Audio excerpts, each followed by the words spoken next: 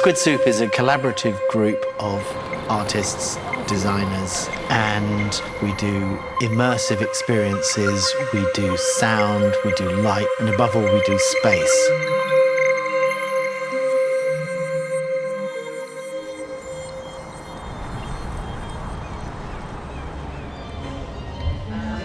Echoes of Hill and Horizon was, for us, a very new experience. We've never worked with an orchestra before, let alone the orchestra of the Age of Enlightenment, which is a period orchestra.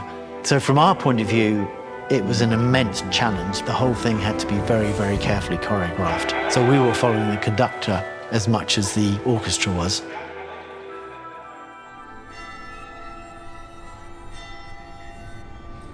Fantasia on a Theme by Thomas Tallis was played for the first time in Gloucester Cathedral in the early 20th century.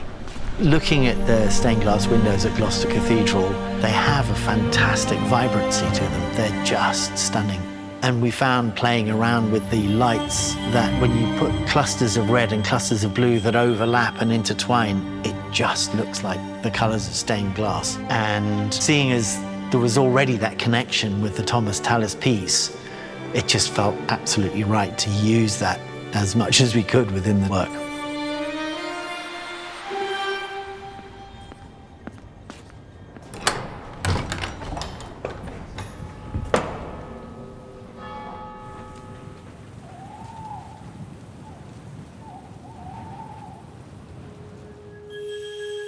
Within the tradition of arts practice, artists actually have always been in dialogue with the medium, and we see ourselves as being exactly within that tradition. We have these various bits of electronics, these pieces of software, we have LEDs, we have those things, all of which have material properties which we are exploring. So in that way, they become our paints.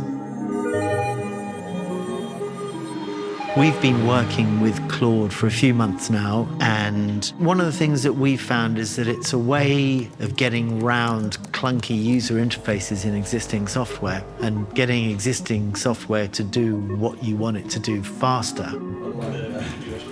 What it's actually allowed us to do is to go from a very, very complicated node structure-based form of modelling and turn it into a tool set which references our understanding of how we want those objects to be created in space. But it also opens up those tools to the rest of the team, and it's acting as a collaborator that sits between us of a very technical point of view and an artistic point of view, and finding a translation layer for that.